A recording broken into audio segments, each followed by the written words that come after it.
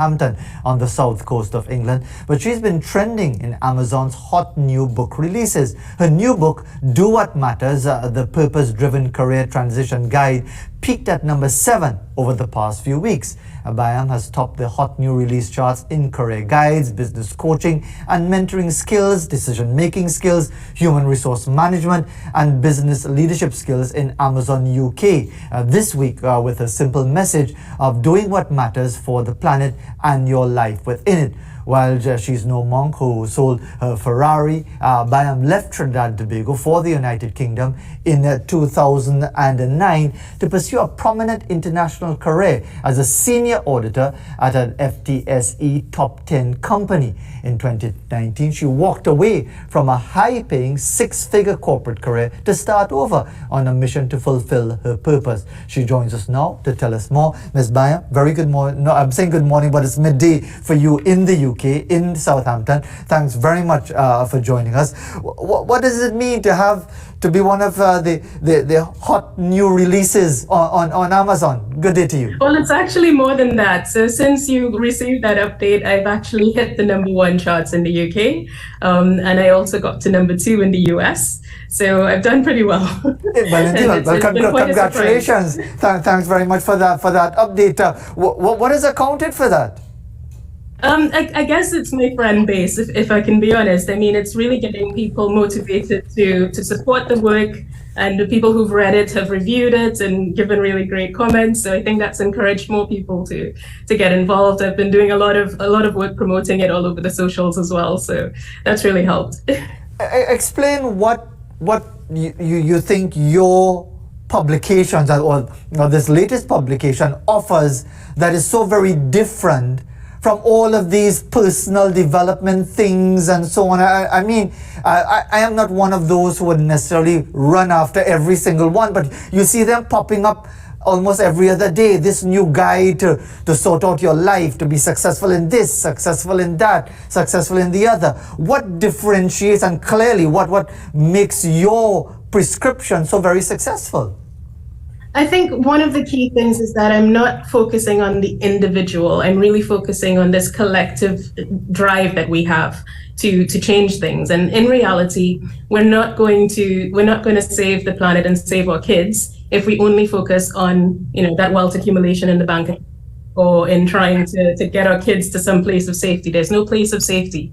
There's no place you're going to escape what's happening on the planet. There's no place that you're going to escape what's happening to society. So if we don't take that decision for ourselves to get involved and get committed and really engaged on this topic, then it's all over. It's game over. And that's kind of the scary message, but the message that's resonating with a lot of people, that they cannot protect their kids if they continue in the part that they're doing now, and making sure that their kids have the best education at the exclusion of others isn't necessarily going to help us. And before we talk a bit more about this latest publication itself, tell us a bit more about your journey. I mean, we said quite a bit in the introduction, but tell us a bit about that journey from based here in Dabadie, then to the UK, giving up all the big financial opportunities and shifting your focus. Tell us a bit more about that story. I guess one of the things is that I work for Big Tobacco, and Big Tobacco is a really interesting space to grow up, is what I would call it, because we were dealing with the topic of ESG for much longer than the rest of the world. So ESG is now the biggest thing for all big corporates, but actually the tobacco industry was under fire since the 80s, 90s, because of the lawsuits in the US, for example, around class action and about telling lies basically to consumers. So the tobacco industry had to really internalize and figure out how they're going to represent themselves more responsibly. And I joined the industry just as it was starting that journey. So in 2001, I joined in 1999. In 2001, Big Tobacco actually started with the whole marketing standards and changing the way that they approach marketing, etc. I had the amazing opportunity to be an international auditor. So I flew from Trinidad to all around Americas, to Malaysia, to places like Uzbekistan and Uganda, things like this. And I got to see how we manage farms, how we take responsibility for the farmers. But I also saw some concerns, as in one of the reasons that there's so much accusation of child labor on farms is because actually these people aren't paid enough. So they're not able to recruit adults to work on the farms, right? If they're not being paid enough. And this is part of the challenge. And also, when you look at how capitalism has shaped our world, and this is something that I really got to see firsthand in my travels, is that it really has biased the Western world, right? It really has biased wealth accumulation in places like the UK and the US at the expense of so many societies, including Trinidad and Tobago. So at the time when I was growing up in Trinidad, I was just thinking, oh, this is the great opportunity to move to the UK and, the privilege of that, the prestige of that. But once I started to see the world for what it was, I began to change. So I think that journey sort of happened. I moved in 2009 to the UK, but I worked already for that company in Trinidad, so West Indian Tobacco. And then during the next 10 years in the UK, I really started to change who I was and become a different person. And that led me to this path.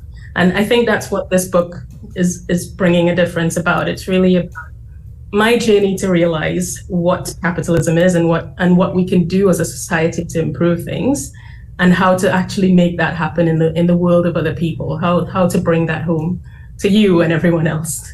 Do you have any lingering regrets of being part of the tobacco industry, even if indirectly? I wouldn't say that, because I think I've had so much opportunity that I would not have had if I did not take that risk, let's say, to join the tobacco industry.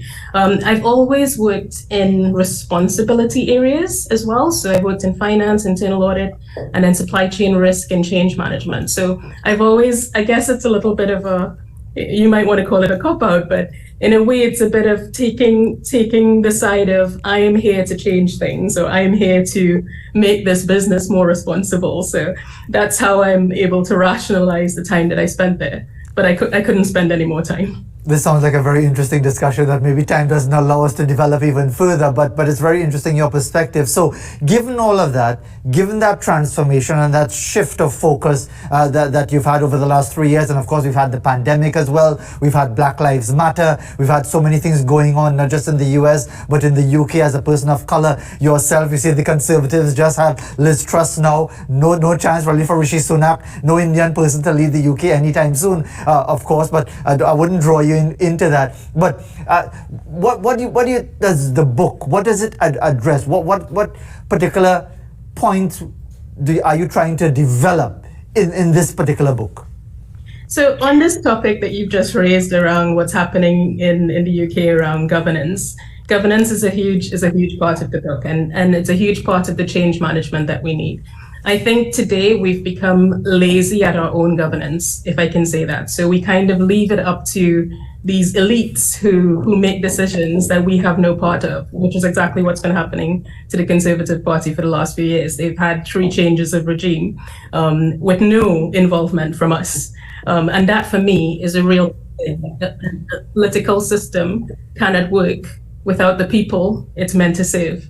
And if it's working just for a wealthy elite, then we need to, I want to say this with caution, we need to make our mark and make our voices heard, right? And this is about protest, but it is not about violence. It's definitely about getting out there and doing the work on the streets, if that's what we have to do, doing the petitions, voting with the right things in mind, electing the right sets of people to represent what we value. I feel as if in every society that I look at now, we've moved away from the community deciding who it wants to lead them and represent their views to this political establishment where you can't necessarily crack or change the way that they run things.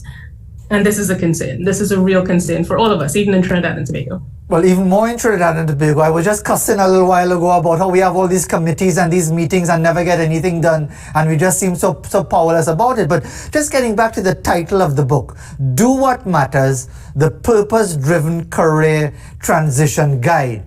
But how easy is it to be so purpose-driven that you could actually get things done? Because many people will say, I hear what you're saying, Ms. Byam, I really wish I had the time, but I don't have the time. School just opened. I have to get the kids to school. I have to work 2 jobs. I don't have time to even pause, to even think about writing a letter of protest to my MP or whatever, or going out there and highlighting the ills and so on. People seem to be so caught up in just living a reasonable everyday life to be really purpose-driven as you're advocating. Well, I want you to take those 8 hours that you're spending at work and turn those into purpose. And that's the point of the book, right? It's really about spending that time at work in a meaningful way. So if it is that you can change things where you work, so just like my story of being a part of the tobacco industry, I had to be a change agent where I worked. And we all need to embrace that idea that where we work right now is already a platform for change. So that's the first step. The second step is to seek new opportunities, right? So if you're thinking about making a change and you feel as if you're hitting a wall all the time, and you mentioned me being a Black woman, I did experience this as well. When you start hitting that wall, then you need to look beyond and see where you can find a space that embraces you. I mean, I found freelancing to be a great way to sort of be exactly who I am, be authentic who I am, represent the ideas that I represent, and get people to follow my lead. I have a community now of roughly 4,000 women in sustainable business on Facebook. I have a huge following on LinkedIn as well, all about these messages about doing what's really important, what's essential, and you can earn a living from it. You can earn a fair living from it. You could also help others, and that social impact side of what we do is going to be really important. It's not just about developing a business model, it's about developing a social impact model with everything that you do in business as well. By the way, do you check in often with the family back in Dabadi? All the time. I spoke to them just an hour before this interview to let my parents know that they're going to see me this morning. I will better behave myself then. I'll stop asking any difficult questions before I get buff up the next time I pass that way. But in the time that we have available, are there more books in the pipeline? Is this now your full-time career? And indeed, what do you hope comes up, because it's extremely successful? You've updated our data already by telling us it's a #1 seller in the UK, #2 in the United States. What do you hope comes out beyond this particular publication? So I do have a few more books in the pipeline. I plan to write a book about diversity. So it's called Designed by Diversity, Built by Inclusion. And it's going to be the story of a bit about my travels and how that opened me up. So coming from, I wouldn't say rural, but sort of suburban area of Trinidad and Tobago, moving into the big Western world, really showed me some things about my belief systems. And I really want to talk about how travel opens you up and allows you to change and grow in ways that you probably wouldn't have staying in sort of the same sort of regimes and same sort of thinking processes. So now I think I'm way more inclusive than I ever was, and I'm sure there's more to go. So that's one book in the pipeline. The other project that I'm working on is I'm bringing out an award for women in sustainable business to recognize people who are doing important social impact work around the world. And on the back of that awards, I really want to do a certification as well. So something like B Corp. I don't know if you've heard about this concept of a B Corp that's in the US and in the UK at the moment. But I want to bring something that is more relevant to solopreneurs, people who are just starting out, wanting to make an impact. But this B Corp thing is just way too big, way too expensive, and not accessible. So I'm planning to create my own version of that as well. And we often hear that phrase, change the world, that sort of thing. But can we really do that? Because I mean, every so often, when I put on a shirt, I look at the made in Bangladesh, made in Vietnam, made in Thailand or whatever. Now I'm thinking that this was probably made or sewn by someone who's getting paid probably 5 cents a day, who probably has to live on $2 a month, who is in abject poverty. And here I am, comfortable life and so on. Can I really change that?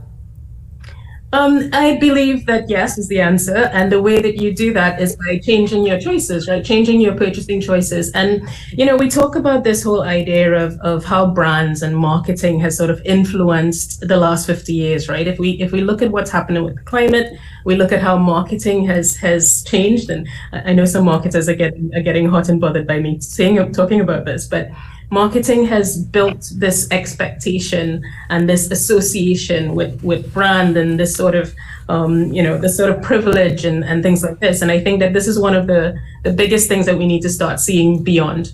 right? It's not, think about those people. And a lot of us have traveled, Trinidad is a relatively wealthy country. This is what I've come to learn in my travels. Trinidad is a relatively wealthy country compared to some other places in the world. And a lot of us have traveled and experienced things. Open your eyes, right? Open your eyes and be conscious about this stuff and make different choices.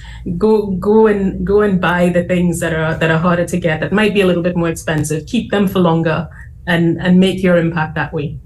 Katherine Ann Byam, thank you very much indeed for taking the time. Congratulations on being #1 in the UK, #2 in the United States as well. The publication is Do What Matters, the Purpose-Driven Career Transition Guide. Thank you very much indeed for taking the time to be with us today. Thank you for having me. You're more than welcome. Hopefully your parents not too vexed with me this morning. Thanks very much once again. 7:40 in Trinidad and Tobago, 12:40 in just after midday in the UK. As we go to another break, here's a view of the North Coast from the Paramin Lookout. Very nice indeed.